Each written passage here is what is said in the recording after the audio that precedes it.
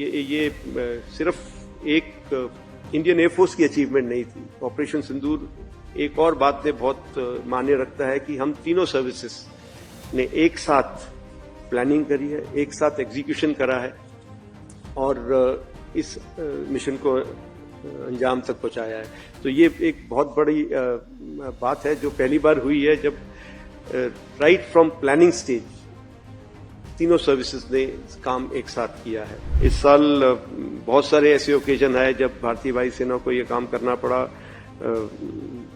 बिहार, तमिलनाडु, असम, जम्मू कश्मीर, जगह जगह पे, and whether it was Assam का कोल माइन कोलैप्स या फिर सेलम का टनल रेस्क्यू या avalanche in Mana, Manipur landslide या floods in various states like Assam, Sikkim, Himachal Pradesh, सब जगह पे हमारे जहाजों ने, हमारे सोल्जर्स ने, हमारे गरुड्स ने along with other agencies like army, navy, NDRF, उन सब के साथ मिलके सहयोग दिया और ये काम किया है। जो ये एक साल निकला है उसमें हमने बहुत सारे बाकी कंट्रीज के साथ बायलैटरल और मल्टीलैटरल एक्सरसाइजेस करी हैं।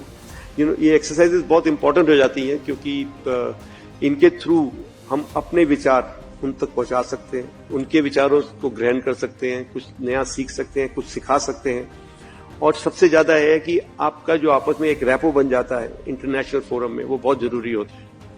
सो इसमें जितनी भी एक्सरसाइजेज हुई हैं, I can count a few countries like UAE, Egypt, Greece, France, Singapore, इन सब के साथ लास्ट ईयर हमने एक्सरसाइज करी है, कुछ बायलैट्स और कुछ मल्टीलैटरल, एंड हर जगह से जहां पे भी मेरे को इनके सीनियर ऑफिसर्स या चीफ्स या किसी भी हाई ऑफिशियल से मिलने का मौका मिला है, मेरे को इस बात का बहुत गर्व है कि सब जगह हमारी टीम्स की, हमारे जो लोग वहां जाते हैं, काफी प्रशंसा हुई है।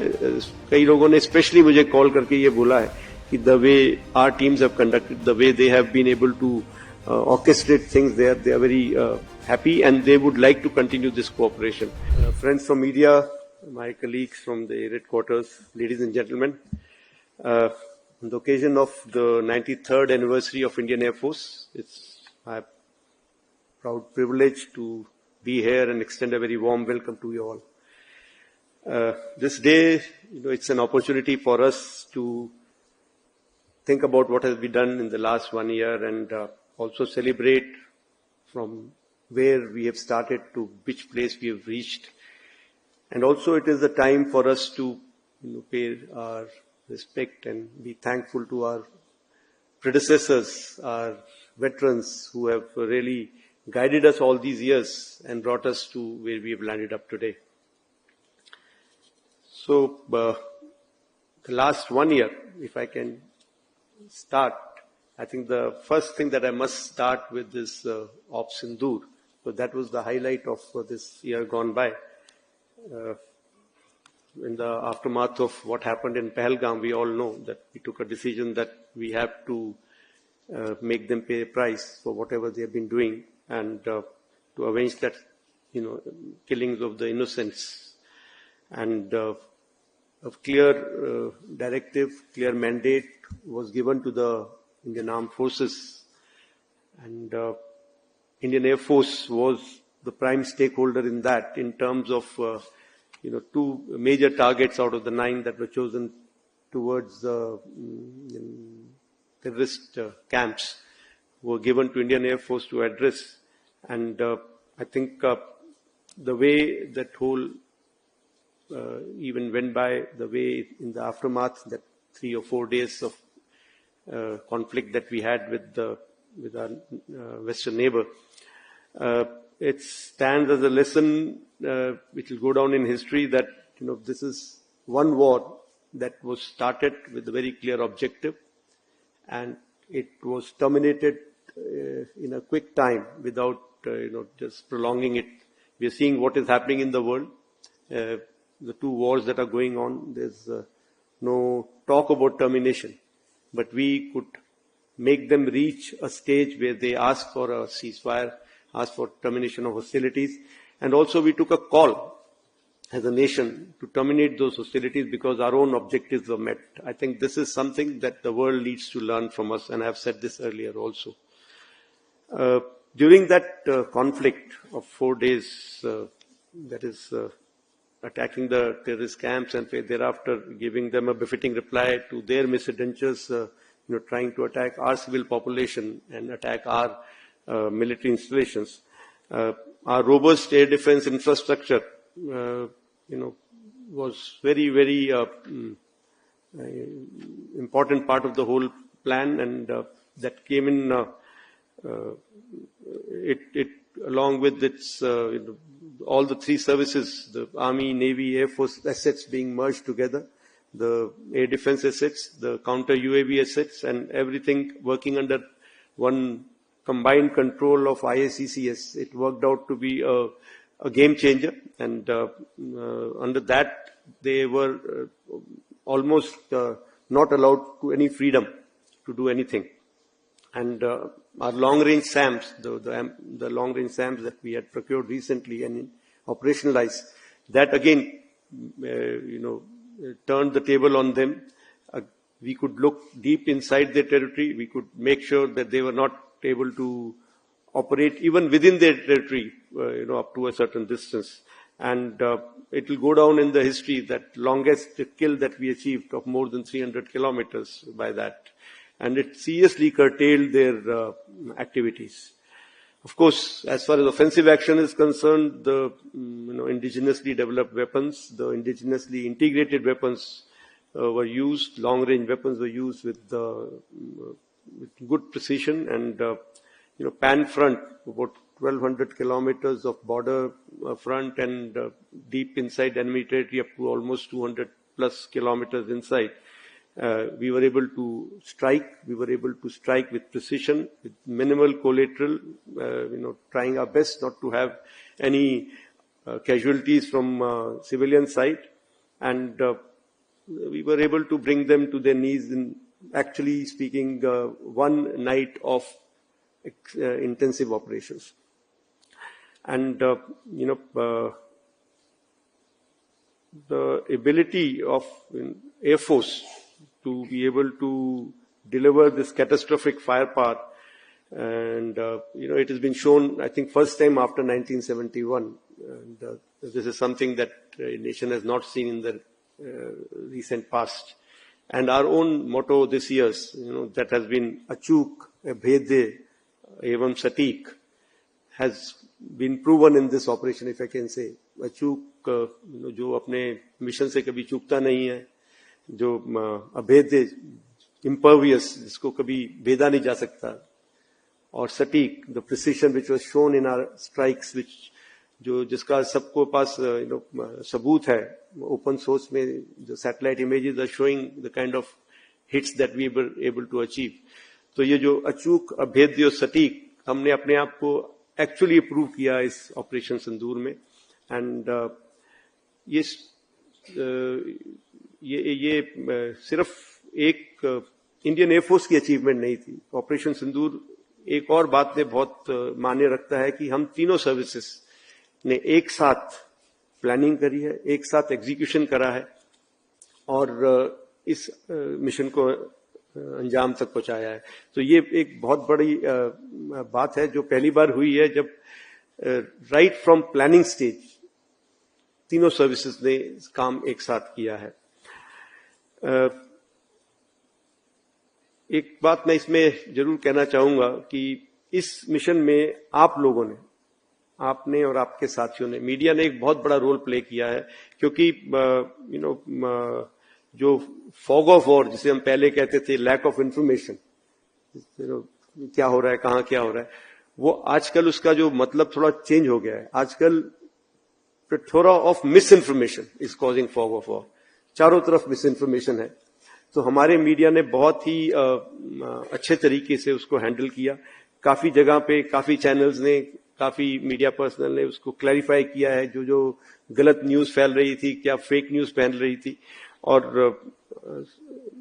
मतलब if I can say that फौज का कंधे से कंधा मिला के साथ दिया.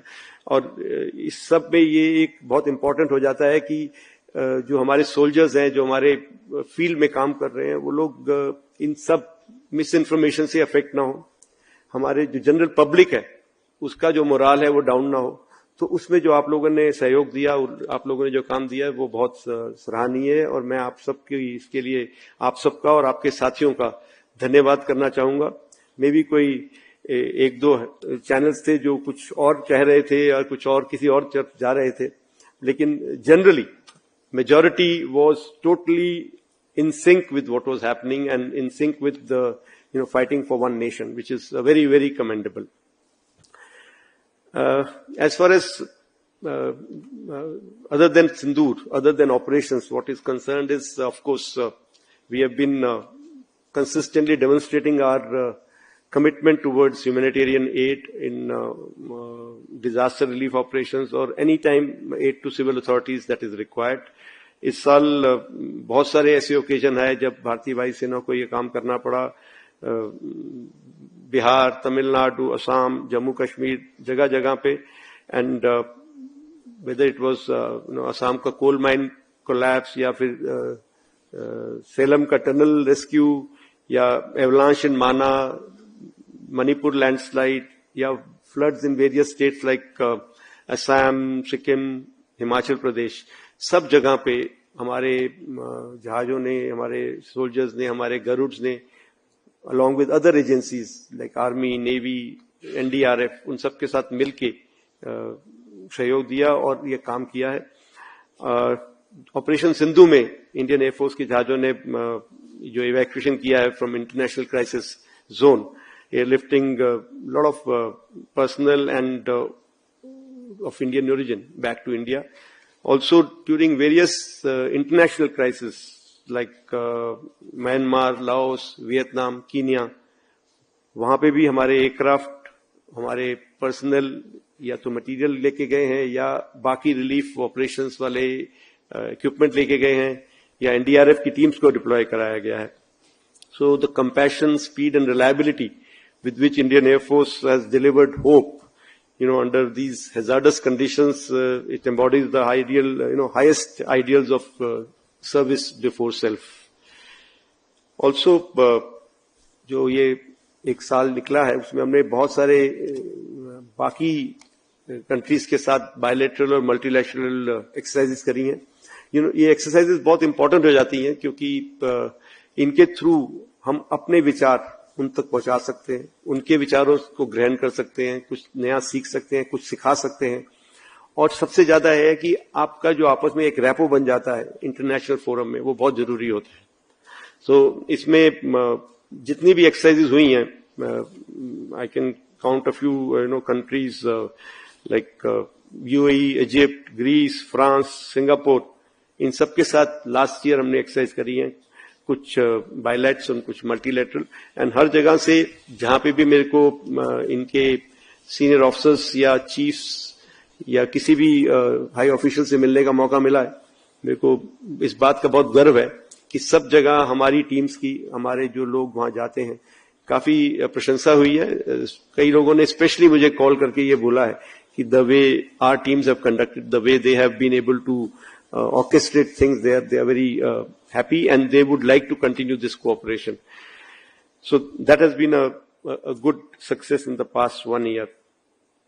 And अगर मैं स्पेस डोमेन की बात करूं तो वहां पे ये साल हमारे लिए एक स्वर्णिम अक्षरों में लिखा जाने वाला साल रहा, क्योंकि एक्सियम 4 मिशन में हमारे अपने एक पायलट ग्रुप कैप्टन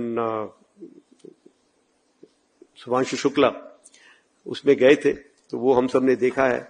उसके अलावा इन जो 4 गगन नॉट्स को सिलेक्शन, उनकी ट्रेनिंग, उनका जो करिकुलम, उस सब में हमारा योगदान रहा है। और इनका जो एक जो गगनयान का जो हमारा ह्यूमन इन स्पेस का जो हमारा एक प्रोग्राम है, उसके लिए जो कैप्सूल तैयार हुआ है, उसके भी ड्रॉप टेस्ट में हमने इस साल योगदान दिया। वो ड्रॉप टेस्ट हमारी एयरक्राफ्ट के थ्रू किया गया था, जो सक्सेसफुल रहा है।